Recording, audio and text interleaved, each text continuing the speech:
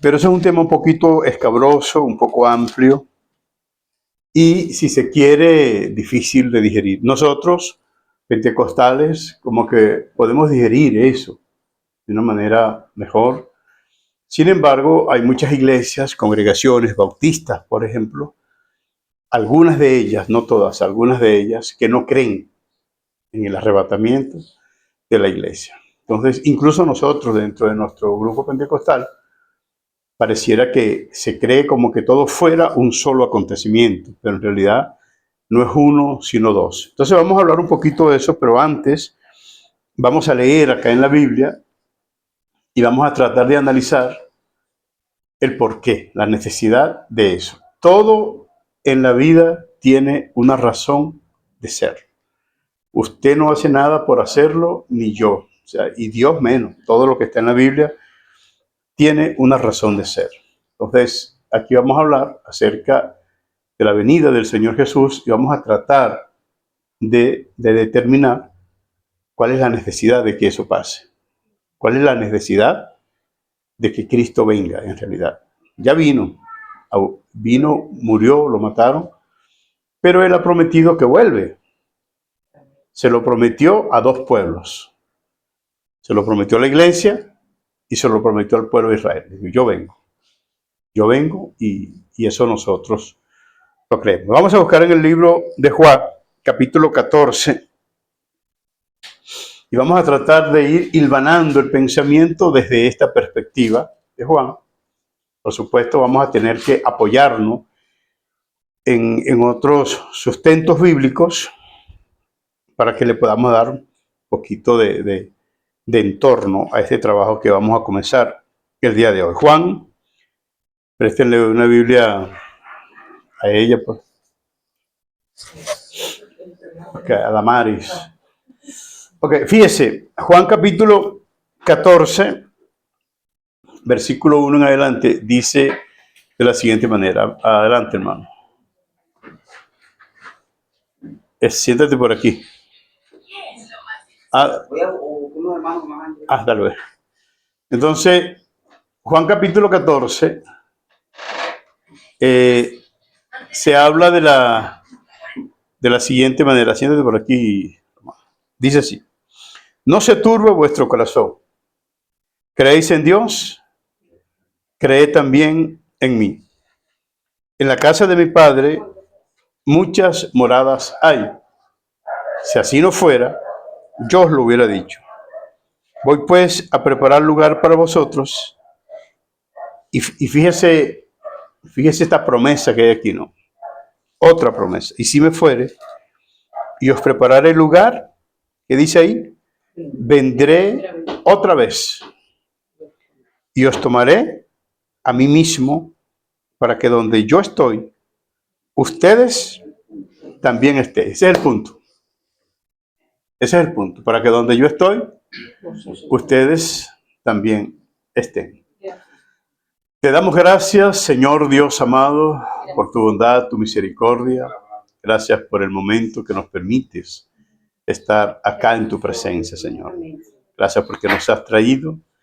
Queremos ser edificados en tu palabra, Padre Santo, en el nombre de Cristo Jesús. Amén. Tomen sus asientos y vamos a, lo puedes parar si quieres.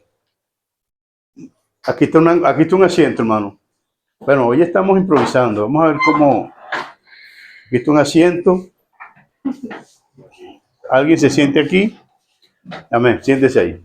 Y el hermano se puede sentar allá. Ok. Ahora, fíjense una cosa, cómo vamos a ir hilvanando el pensamiento, la necesidad que hay de que entendamos esta verdad. Entonces, ¿de dónde viene toda esta preocupación? Porque aquí lo que hay es una preocupación. Y la promesa del Señor de venir otra vez es para producir esperanza.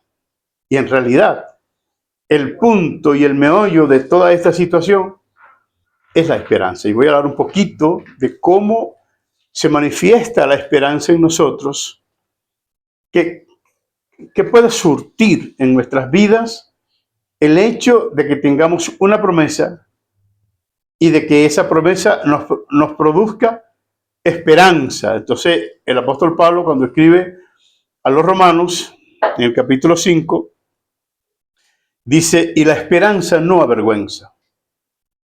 Y todo se reduce a la esperanza. El apóstol Pablo llevó los elementos de la esperanza al punto de la resurrección. Y eso es una de las causas por las cuales los hermanos en la iglesia del primer siglo no tenían miedo de morir, que se lo comiera un león, que se lo comiera un tigre.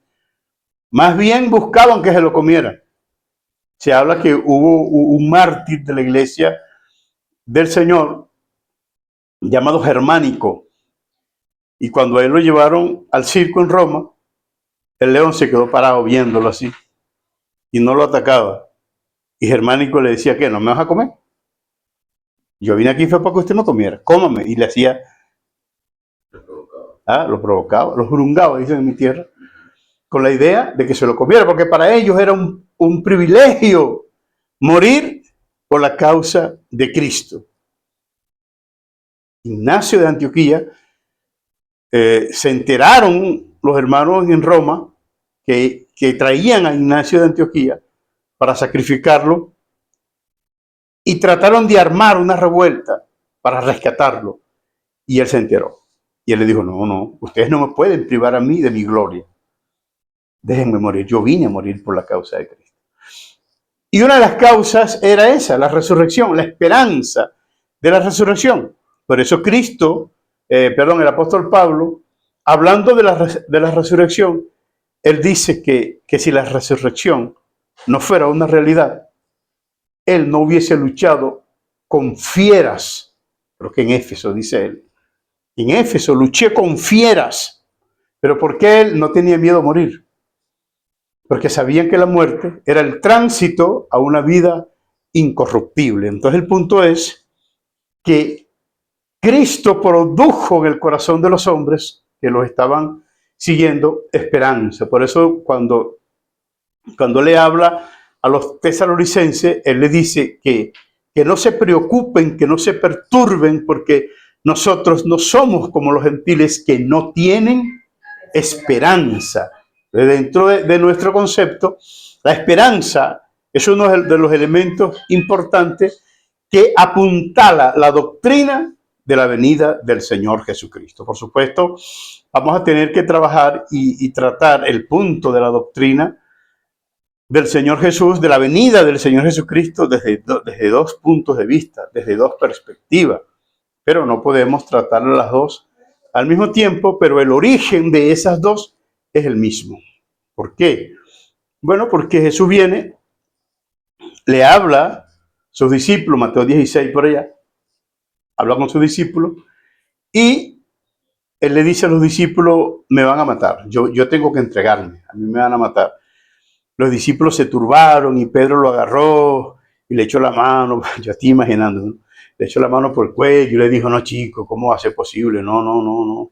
Entonces Cristo se lo quedó viendo y le dijo, apártate de mí, Satanás, porque no pones la mirada en las cosas de arriba, sino en las cosas de la tierra. Pero el punto es, para allá por Mateo 16, que Cristo les estaba diciendo a sus discípulos que él tenía que morir.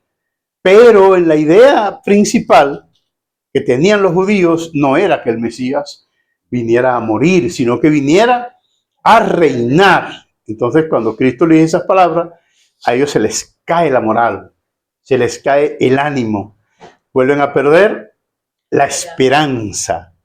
De manera que Cristo les da una promesa para elevar otra vez la esperanza. Pero fíjese lo importante de este asunto, ¿no?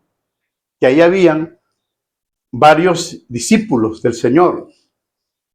Y de esos varios, dos de ellos escribieron el acontecimiento de la promesa que Cristo les estaba dando. Uno de esos discípulos fue Mateo. Y Mateo lo enfocó de una manera a la perspectiva de Pedro, pudiéramos decir. Y el otro fue Juan. Juan lo enfocó de otra manera. Entonces, Pedro miró la promesa del Señor de su regreso, y dice la Biblia en Mateo 16, porque hay algunos de los que están aquí que no gustarán la muerte, que no morirán, hasta que vean al Hijo del Hombre viniendo en su reino. Entonces Mateo lo enfocó y dijo 6 días después, el Señor se tomó a Pedro, a Juan y a Jacobo y se fue a un monte alto y se transfiguró delante de ellos. Y ahí le estaba mostrando el milenio, porque fíjese que vino Moisés y Elías. Ese es un punto aparte que no lo podemos explicar ahorita por el tiempo, pero ahí les está enseñando es el reino de Dios en la tierra. Va a ser en esas condiciones donde estaba un hombre que estaba muerto, uno que había sido traspuesto, como es Elías, uno que estaba transfigurado, como es el Señor Jesucristo, y uno o tres que estaban en su estado natural, como es los discípulos del Señor. Ponlo en pausa. Pasa, hijo, pasa. Ok. Adelante. Ok, entonces fíjese el punto, que entonces surgen dos vertientes. La vertiente de Pedro con Mateo, y la vertiente de Juan con Pablo, porque Pablo no estaba ahí, pero Pablo tomó la vertiente de Juan. Y eso lo vamos a ir explicando poco a poco en esta clase y en las clases venideras. ¿Por qué les digo esto? Bueno, porque fíjense que Mateo registra es lo que pasó en el monte de la transfiguración, pero Juan no. Juan no habla de ese acontecimiento. Juan habla es de otro acontecimiento. Y nos trae acá a este capítulo 14. Ya en el capítulo 13, Cristo está hablando de su muerte, igual que Mateo 16, pero acá en Juan Cristo está hablando de su muerte y está hablando de la traición de Judas. Entonces hay unas expectativas, los discípulos.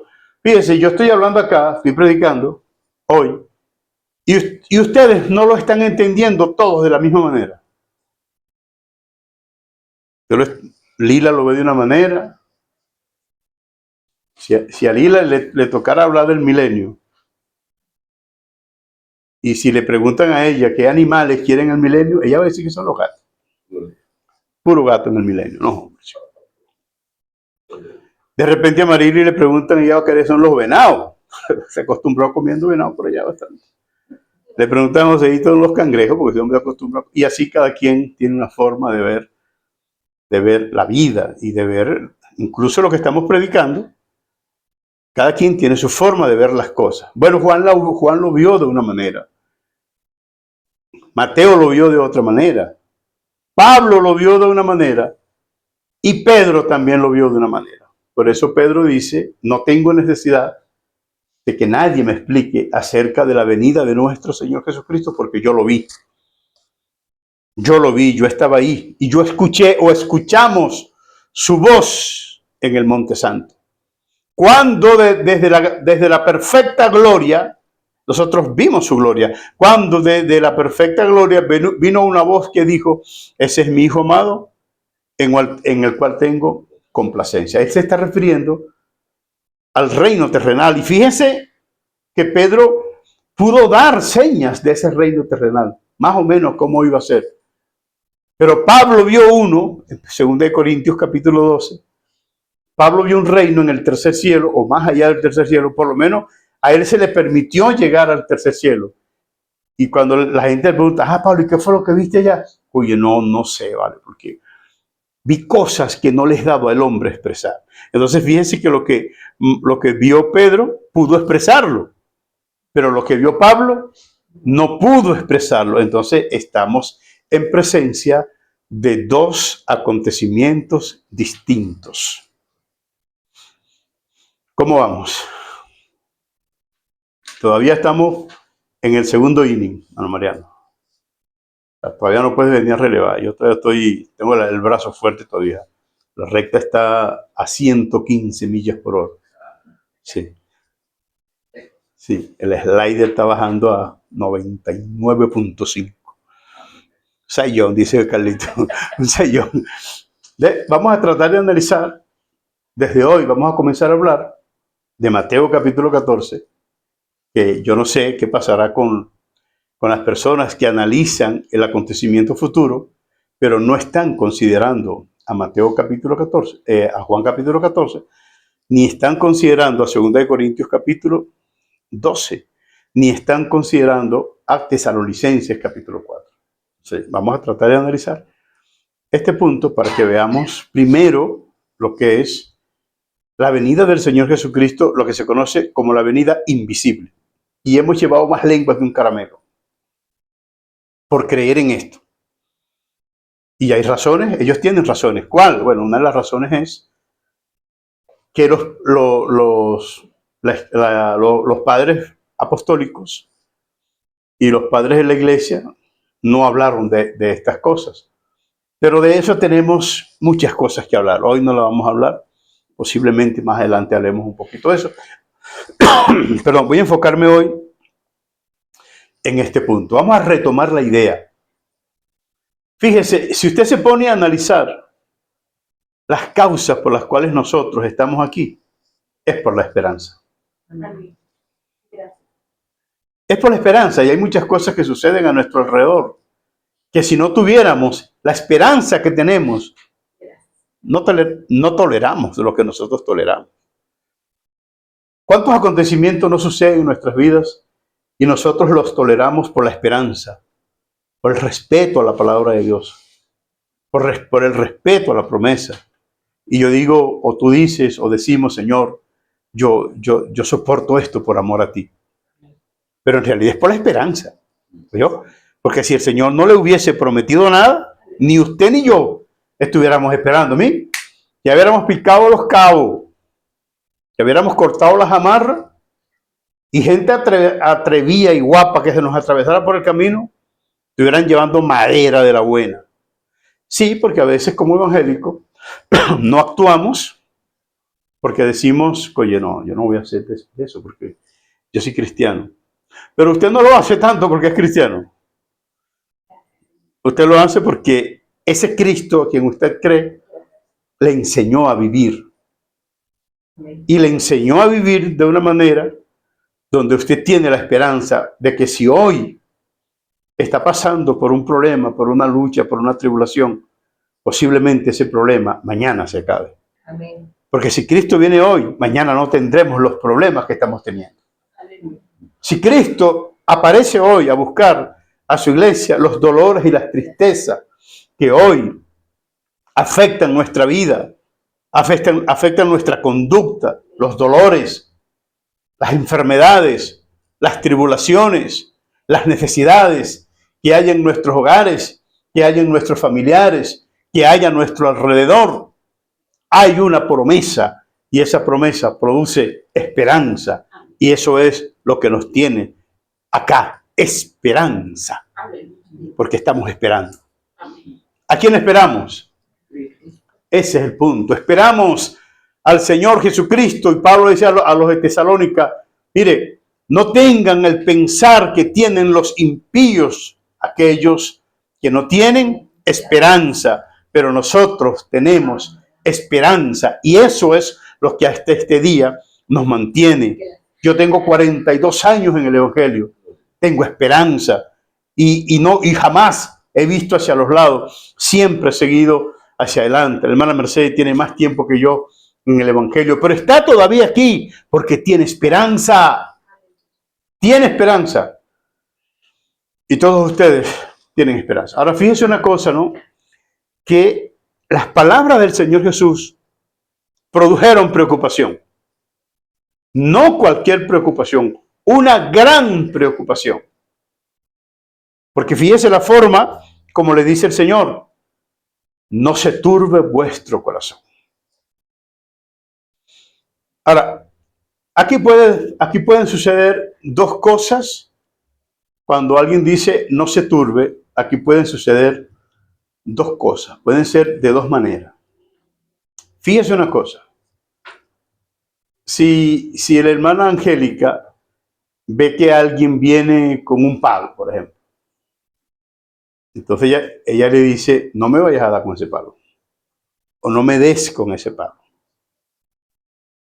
Pero todavía no le ha dado. Pero de repente le da con el palo y ella le dice, no me des con el palo. ¿Se entiende lo que estoy diciendo o no? No me expliqué bien. ¿Qué entendiste, negrita? En un momento, si no le ha dado, es para que realmente No le dé. no le dé. Y en la otra ocasión es para que no le siga dando. Correcto. Alguien te pegó y usted le dice, no me pegue, pero ya él le pegó. O alguien lo gritó y dice, pero no me grite. No me grite. Ahí puede gritar, pero yo que no me grite. Pero ya lo gritó. Entonces aquí dice así, ve, no se turbe vuestro corazón. Entonces cualquiera puede pensar que Cristo le está diciendo que no se turbe porque aún no se han turbado.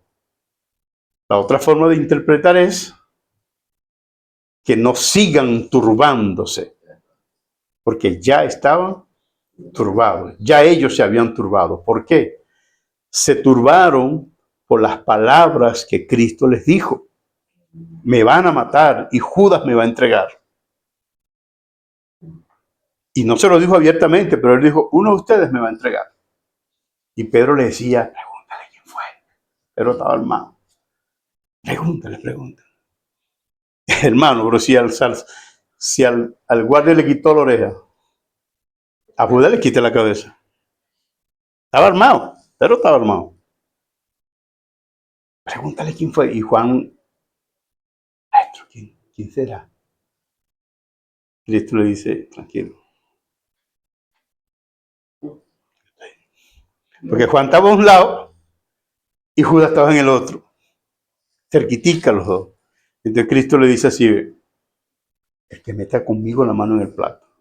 Me imagino que Juan se puso como el caimán, ¿verdad? No quería soltar la mano porque ya Cristo le dijo, el que meta conmigo la mano en el plato. Pero Judas sí la metió, ¿no? Y Cristo le, ¿viste quién es? Entonces, hay turbación porque ya Cristo le ha dicho, el Hijo del Hombre será entregado en manos de los gentiles. Maestro, pero tú viniste a reinar. Sí, pero primero me van a matar. Ellos no entendían eso. Así que eso les produjo turbación. Y es cuando Cristo le dice, no se turbe vuestro corazón. Y luego le dice, ¿ustedes creen en Dios? Me supongo yo que ellos respondieron, sí, creemos en Dios. Uno lo lee así, pues creéis en Dios, crean también en mí. Pero de repente fue y le dice, ¿ustedes creen en Dios? Y tal vez esperó la respuesta, ¿no? Y ellos, bueno, sí, creemos en Dios. Entonces dice, crean también en mí. Y es cuando surge una promesa que posiblemente los judíos nunca la habían analizado. Y esto es importante, esto que les voy a decir, porque estamos hablando de lo que es la progresividad de la revelación de Dios. Dios no dice todo al mismo momento, Dios lo va diciendo poco a poco. A través de los tiempos, desde que Dios ha estado tratando con el ser humano, no le dijo todo de una vez al hombre, le fue revelando progresivamente el asunto. Así que le dice, ¿creen en Dios? Creen también en mí. Y surge la promesa. Promesa que si nosotros comenzamos a analizarla y comenzamos a buscarla en el Antiguo Testamento y básicamente no la encontramos. Porque el pueblo hebreo tiene una promesa y esa promesa es de reinar en la tierra con el hijo de David como rey, reinando en la tierra, el reino de Cristo en la tierra, el reino de Dios en la tierra, lo que se conoce como el reino de David, el tabernáculo caído de David. El reinado que David no pudo continuar, su hijo lo iba a continuar, el Mesías, el hijo de David.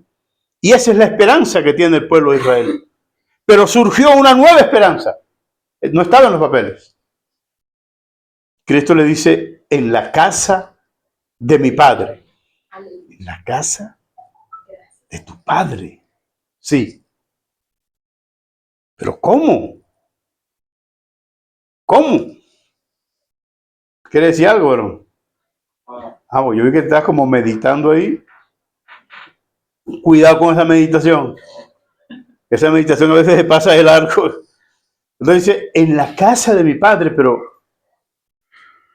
ningún profeta le había hablado al pueblo de un reino distinto al reino prometido a David en la tierra.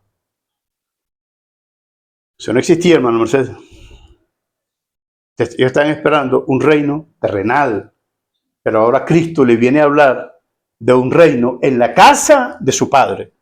Y dice que hay muchas moradas. Y eso puede producir duda.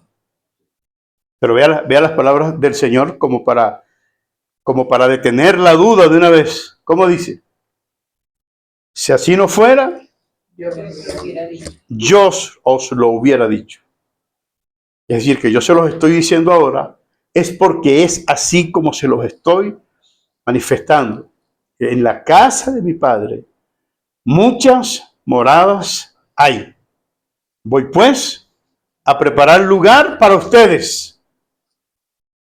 Y si me fuere y os prepararé lugar, ahí está la otra promesa. Vendré otra vez.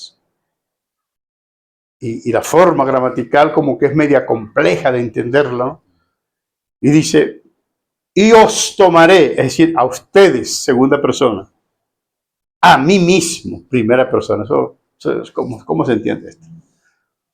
Os tomaré a mí mismo. Él está diciendo, ustedes y yo somos un solo cuerpo.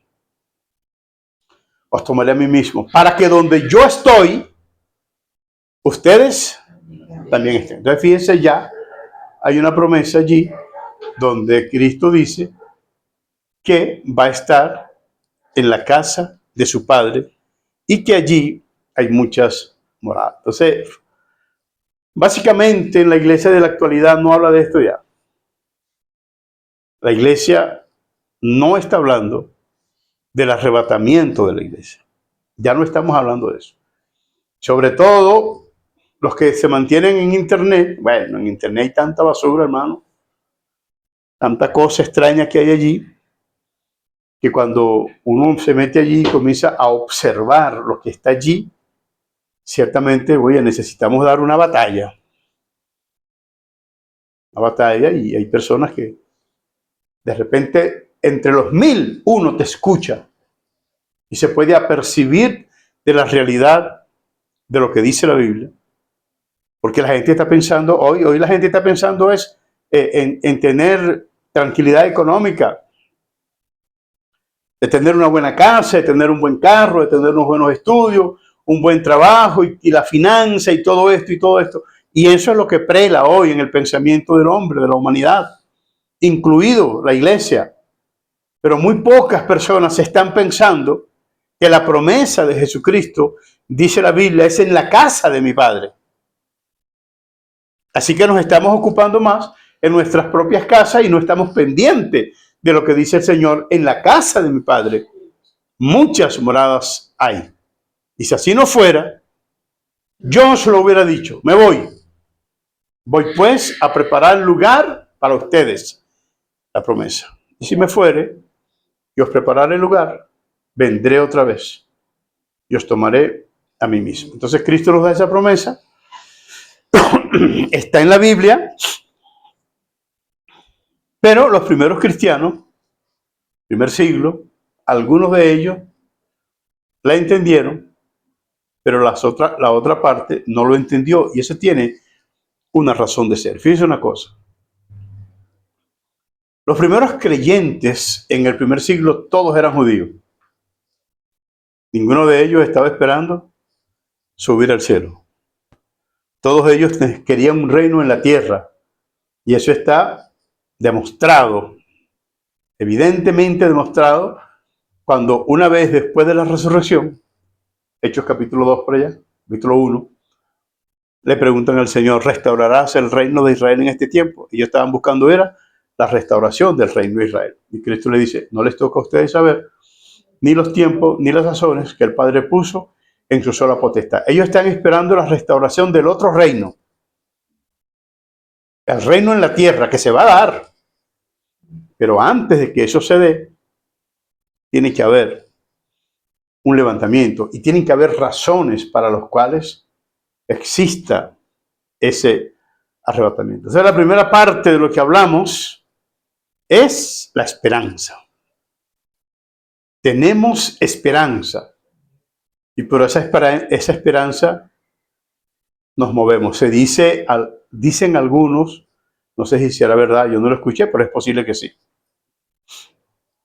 No creo que vayan a tomar un momento tan especial como esto para estar inventando, para estar diciendo cosas que no son.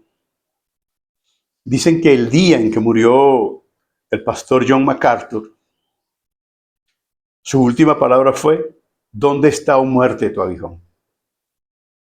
Y cerró sus ojos y murió. Si eso fue así, esa es una muerte gloriosa. Un hombre que muere en esperanza, Amén.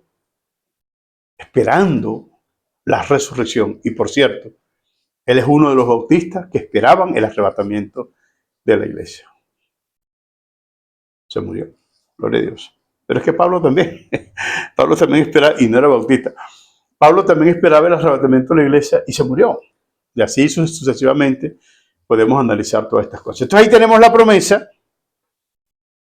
que produjo esperanza en los primeros cristianos, los apóstoles en este caso, pero el punto es que no todos lo entendieron de la misma manera. Y aquí necesitamos detenernos un poquito. Yo no sé si me estoy explicando suficientemente bien en lo que estoy diciendo. A veces, y aunque se diga la misma cosa, y aunque se diga en el mismo momento, y aunque lo diga la misma persona, no todos lo entienden de la misma manera.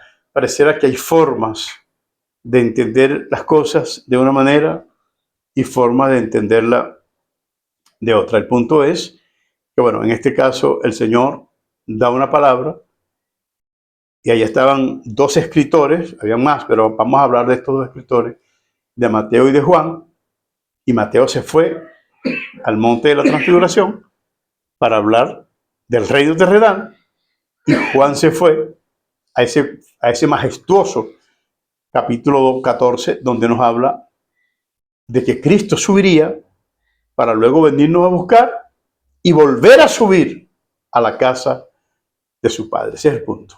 Y viene a buscarnos para subir a la casa de su Padre. Estoy incómodo, me duele la columna todavía. Pero gloria a Dios. ¿Quieren decir algo? Ok, gracias a Dios que no quieren decir nada. Ahora vamos a ver cómo nos comemos esto. O sea, cómo podemos analizar este punto, ¿no? Porque Cristo viene, ya sabemos que produce esperanza. Entonces vamos a ver cómo sucede. Primera a Corintios, capítulo 15, en el versículo 51. Quiero que dice. Quiero sentar un ratito. Siéntese allá.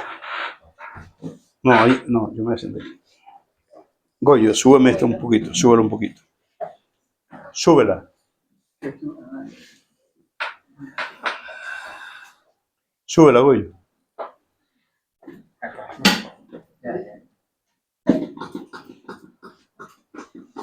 Ya. Pero bueno, pues me voy a poner arriba en el techo. Ah, sí, puedes bajarla para allá. Discúlpenme, pero voy a sentarme un ratico porque me duele mucho la espalda. Gracias. Cuidado con el dedito, Lila. Un chile. Ahora fíjese el punto, hermano, como dice 1 Corintios, ¿no? 1 Corintios, capítulo 15, en el versículo 51. Vamos a leer un poquito aquí y vamos a analizar cómo va a ser el asunto, más o menos. Dice así, ¿no? Versículo 51. Dice: he aquí os digo un misterio. Y esto va a entrar dentro de esas cosas difíciles de entender que el apóstol Pablo los encierra en un misterio. Y eso es algo importante, que el apóstol Pablo cuando él no podía explicar algo, él se sacaba el lazo de una vez. Él decía, eso es un misterio. Pero a veces nosotros no entendemos algo y comenzamos a darle, a meter embuste, lo metemos por aquí. Hermano, diga que es un misterio y ya. Sea inteligente, hermano. No, yo no entiendo eso. Pero ¿cómo no lo va a entender? Pero si Pablo no lo entendió, lo voy a entender yo. Entonces Pablo dijo, aquí les digo un misterio. No todos dormiremos, pero todos seremos transformados. Y esta palabra transformados ahí no es la transformación común, donde se habla lo que es el metamorfo, la metamorfosis, el cambio de la forma. Como por lo general se dice, sufrió un proceso de metamorfosis, cambio de forma. Aquí no. Ahí significa es la autororización de la persona, cambiar a la persona totalmente.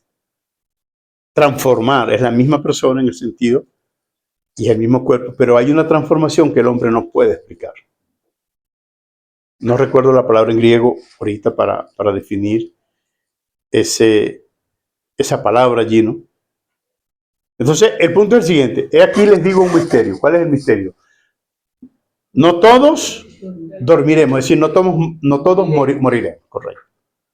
Ah, o sea, quiere decir que hay varias formas entonces de llegar al sitio, sí, hay varias formas. Unos van a llegar a través de la muerte y otros van a llegar a través del arrebatamiento. El punto el punto en común es que todos seremos transformados. Entonces, otro de los elementos que Cristo está buscando con su venida es la transformación de los cuerpos. ¿Y cómo va a acontecer? Los muertos en Cristo resucitarán primero. Y dice Pablo, luego nosotros, los que hayamos quedado, seremos arrebatados para encontrarnos con el Señor en las nubes. Entonces, esa palabra, seremos arrebatados, de esa es que estamos hablando. Pablo es quien nos está dando la forma. ¿Y cómo va a ser eso? O sea, ¿cómo iremos a estar en las moradas celestiales que el Señor prometió en el libro de Juan capítulo 14? Pablo dice, a través de un misterio. ¿Cuál es el misterio? La transformación de los cuerpos. Y si estamos muertos, bueno, eres resucitado. Y el cuerpo es transformado. Y si estamos vivos, eres arrebatado. Tu cuerpo es cambiado automáticamente para que puedas enfrentarte a la eternidad. Y por eso es que vamos a ser transformados. Si no entráramos con estos cuerpos a la eternidad, pero no, estos cuerpos no resisten la eternidad. Y como no pueden resistirla, surge un misterio. El misterio es la transformación. Entonces el arrebatamiento nos produce esperanza y nos produce transformación, garantía. Una vez que seamos transformados, ya no hay forma de pecar, ya no hay forma. Porque el cuerpo ha sido vencido. Y si estás muerto, levantado, dice Pablo, ¿dónde está, oh muerte, tu aguijón? Y si estás vivo, transformado. Pero el punto es que hay una transformación en el arrebatamiento. Esa transformación se va a producir dos veces. No la transformación de los vivos, ¿no? Sino de los muertos. Y eso lo vamos a explicar un poquito más cuando vayamos a hablar de la otra venida de Cristo, lo que se conoce como la parusía. Ahorita estamos hablando del concepto de arrebatamiento. La parusía es la otra venida de Cristo y vamos a explicarla de otra manera. ¿Tienen alguna pregunta o algo que decir? ¿O me están entendiendo perfectamente o no me están entendiendo? ¿Tú quieres decir algo o quieres...? Haz una pregunta. Ajá. Dele un micrófono al joven allá, por favor. La pregunta que quiere hacer pastor es la siguiente. cuando el Señor le está hablando a su discípulo con respecto a de tomarlo a sí mismo, él habla en un momento en presente y futuro. En presente en cuanto a él, en el lugar donde está. Lo dice para que, donde yo estoy, Ajá. se está hablando en presente.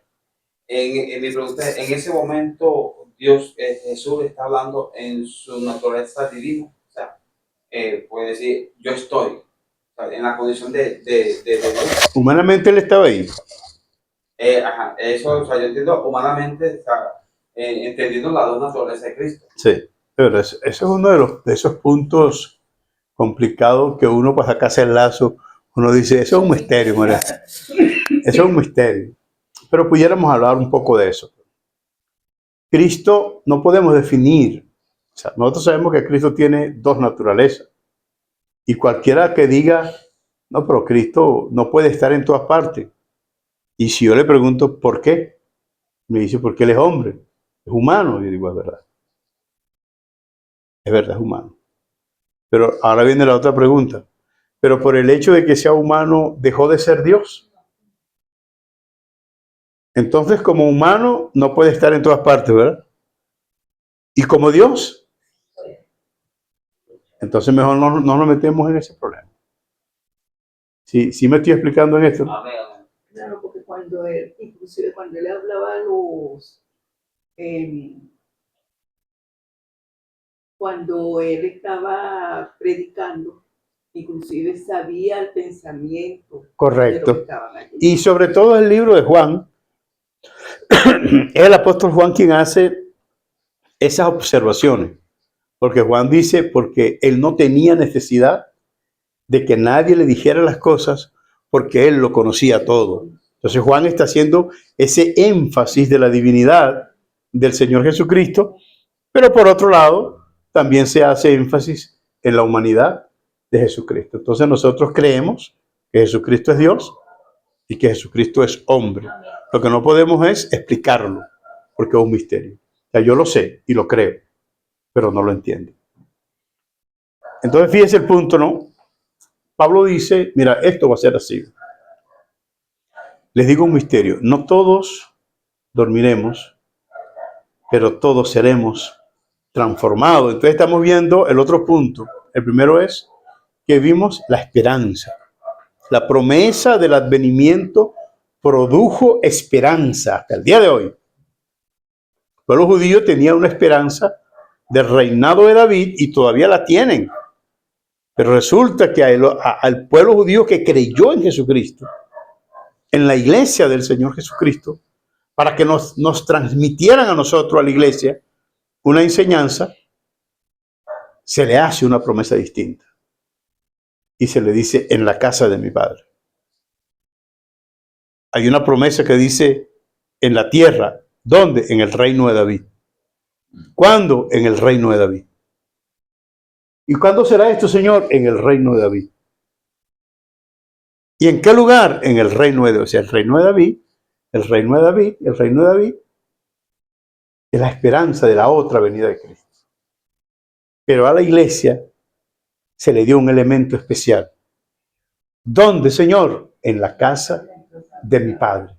¿Qué hay en la casa de tu Padre? Muchas moradas.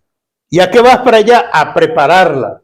¿Cuál es la causa por la cual la vas a preparar? Para que donde yo estoy, ustedes también estén. O sea que Cristo les está haciendo una promesa, le está haciendo una promesa en la iglesia maravillosa. Y en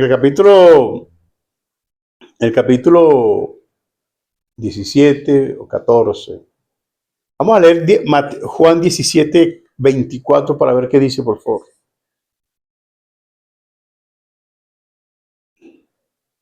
¿Ya lo encontraron o no todavía?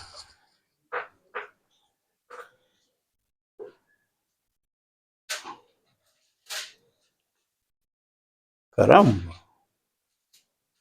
Aquello que me has dado, quiero que donde yo estoy, también ellos estén conmigo. Ah, ¿pero para qué? Para que vean mi gloria que me has dado, porque me has amado desde antes de la fundación del mundo. Fíjense este detalle importante, ¿no? En el versículo 5, de ese mismo versículo, de ese mismo capítulo, o Juan 17:5, dice la Biblia que Cristo ora al Padre y le dice, dame la gloria que tuve contigo antes que el mundo fuese. Esa es otra gloria distinta. Juan capítulo 14, versículo 21, por ahí, 22, 23. Dice el Señor Jesús, la gloria que me diste yo les he dado. La gloria que tú me diste yo les he dado, para que sean uno, tú en mí y yo en ellos. Juan capítulo 1, versículo 14 por ahí, dice, y vimos su gloria, gloria como la del unigénito del Padre, lleno de gracia y de verdad. Así que esa gloria que dice Juan, y vimos su gloria, es la misma gloria. Juan capítulo 1 dice, vimos su gloria. Y Juan capítulo 14, 21 por ahí en adelante, dice, la gloria que me diste, yo se las he dado. Eso es una misma gloria. Pero en el capítulo 17, él está hablando de otra gloria. Y dice, dame la gloria que tuve contigo antes que el mundo fuese. Esa es otra gloria. Y es la misma, esa que él le está pidiendo al Padre, en el versículo 5, es la misma gloria de la cual él habla en el versículo 24, cuando dice, la gloria, dice, Padre, quiero que donde yo estoy, ellos también estén, para que vean mi gloria. ¿Cuál gloria? La que él le está diciendo en el versículo 5, dámela otra vez. Aquella gloria que tuve contigo antes que el mundo fuese. Eso es un punto importantísimo. Las personas que no creen en la Trinidad están viendo cómo Cristo puede compartir una gloria con Dios y la va a compartir también con sus discípulos. Ahora, cualquiera va a decir, pero la Biblia dice que Él no comparte su gloria con nadie, ¿correcto? Porque Él tiene más gloria. Él no tiene esas dos nada más, ¿no? Tiene otra. Tiene otra que dice, primera Timoteo, creo que es capítulo 6, versículo 13 o 16 por ahí, creo que es 16, que dice, porque Él habita en luz inaccesible. Esa no la comparte con nadie. Isaías, capítulo 40, creo que es, que dice, y mi gloria no se la daré a otro. O sea, una gloria que Él no comparte. Pero tiene una que la compartió con toda la humanidad. Y dijo Juan, y nosotros la vimos. Vimos su gloria. ¿Cuál vieron? La del unigénito del Padre. Esa es una gloria. Lleno de gracia y de verdad. Tiene otra gloria que solo la comparte con la iglesia. Donde yo estoy, quiero que ellos estén. ¿Quién es ellos? La iglesia. ¿Para qué? Para que vean mi gloria. La gloria con la que tú me has amado. Esa gloria yo quiero que la vea. ¿Dónde? En la casa de mi Padre. En la casa de mi Padre, donde hay muchas moradas. Pero hay otra gloria que Él no la comparte con nadie. Entonces, podemos hablar así por la medida chiquita de tres glorias. Una que la vio todo el mundo. Dos, una que comparte solo con la iglesia. Y tres, una que no comparte con nadie. Bendito sea el nombre del Señor Jesús. Entonces, si no hay un arrebatamiento, ¿y para qué esas glorias entonces? ¿Para quién son esas glorias? Ese es el punto. Entonces, dice el libro de los Corintios, va a ser de esta manera. No todos dormiremos, pero todos seremos transformados. Ahora, pero Pablo escribiendo a los de Tesalónica, añade algo más. Y le dice, oye, Señor, pero ¿cómo será este misterio? Pablo dice, en un abrir y cerrar de ojos. ¿Quién le reveló eso a Pablo? O sea, quien tiene esa revelación es Pablo. Pedro no habló de eso. Juan habló lo que escuchó y lo que entendió, pero no pudo manejar tampoco la información que tenía Pablo. Ahora, ¿pero por qué Pablo tiene esa información tan elevada, tan precisa? Bueno, porque él estuvo en el tercer cielo. Él estuvo en el paraíso y vio cosas que no les dado al hombre expresar. Pero fíjese que cuando él habla en ese mismo pasaje, según 1 Corintios capítulo 12, él dice que él conoce un hombre, si en el cuerpo, fuera del cuerpo, no lo sé, Dios lo sabe. Pero antes dice así, ve, ciertamente no me conviene gloriarme, pero vendré a las revelaciones y a las visiones del Señor. Entonces él comienza a manifestar y dice que por la grandeza de la revelación, o sea, Pablo recibió una revelación más grande que la de Pedro, más grande que la de Juan, más grande que cualquier mortal. Pablo recibió la revelación más grande y él después cuando escribe dice la revelación que estaba escondida desde la fundación del mundo. Nadie la conocía, ni siquiera Moisés pudo conocerla.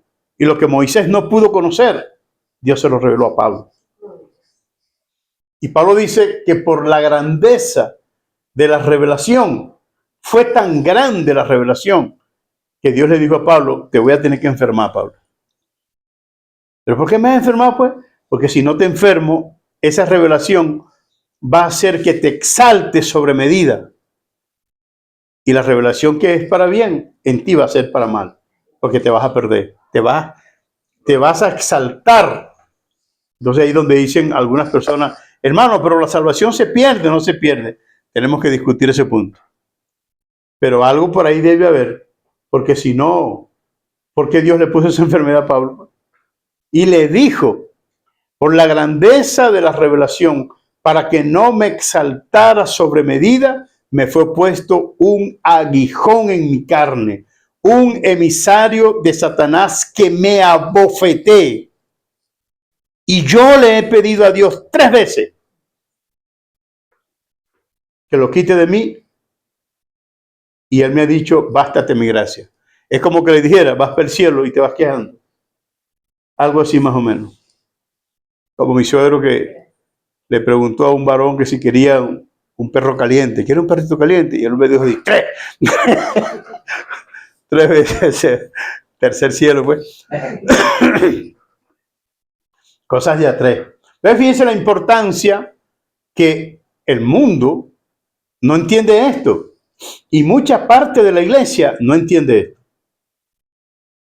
Mucha gente de la iglesia no entiende. Ahora, tenemos una necesidad por la cual Cristo tenga que venir. ¿Qué hora es? 7:14. 7:14. O sea que me quedan 15 minutos aproximadamente para trabajar. Vamos a tener que trabajar la semana que viene. Posiblemente, pero vamos a tratar de aclarar este punto acá. Ahora, fíjense una cosa.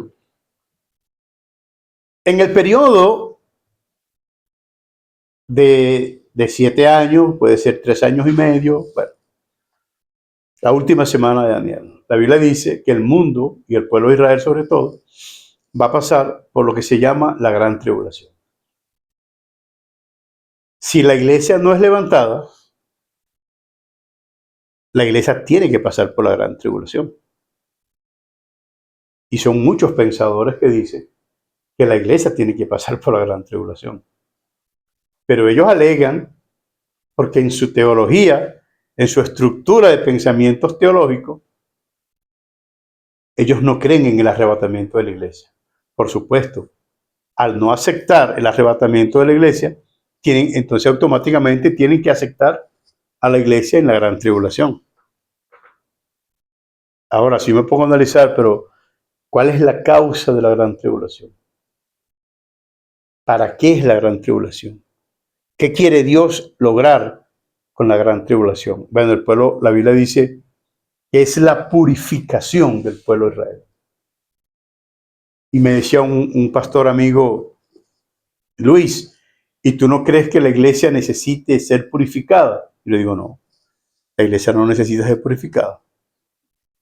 La obra redentora de Jesucristo es suficiente para la salvación de la iglesia. La iglesia ya está purificada en Cristo. Cristo no está esperando purificar la iglesia. Cristo está esperando que se cumpla el tiempo que Dios ha establecido. El tiempo que Él le dijo a sus discípulos, no le toca a ustedes saber ni los tiempos ni las sazonas que el Padre puso en su sola potestad. No, porque tenemos que pasar por tribulación para ser purificado. O sea que quien me purifica es la tribulación y no la sangre de Cristo. Y como siempre hay personas que analizan las palabras, me pueden decir, y yo me estoy adelantando a que me lo digan. Ajá, y entonces al pueblo de Israel sí lo va a purificar la gran tribulación. Yo sí. Al pueblo de Israel sí.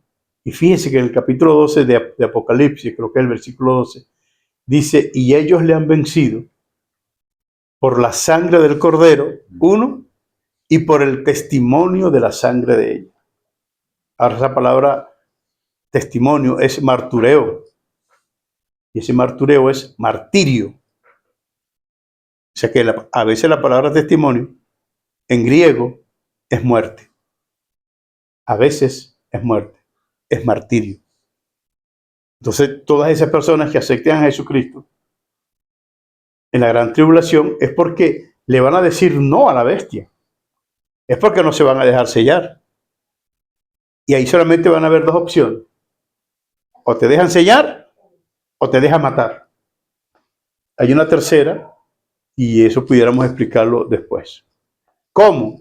Bueno, que esa gran tribulación va a tener su mayor fuerza en el Mediterráneo. Y a medida que se va alejando del Mediterráneo, va perdiendo fuerza. Eso lo podemos explicar en otra ocasión. Pero en este momento estoy analizando el punto de por qué la iglesia tiene que ser levantada. Bueno, hay un punto especial, y es que la tierra tiene que ser sacudida. La tierra tiene que ser purificada y sobre todo el pueblo de Israel tiene que ser purificado y la iglesia no califica para ser purificada porque la Biblia dice que el que está sano no tiene necesidad de médico y la iglesia está completa en Jesucristo. La iglesia está completa en Jesucristo. Ahora, yo digo, hermano, entonces si una persona está viviendo mal, bueno, él no es iglesia. Así es sencillo, no es iglesia. ¿Quién es la iglesia? La que está esperando a su Señor. Ahora, ¿qué dice la Biblia?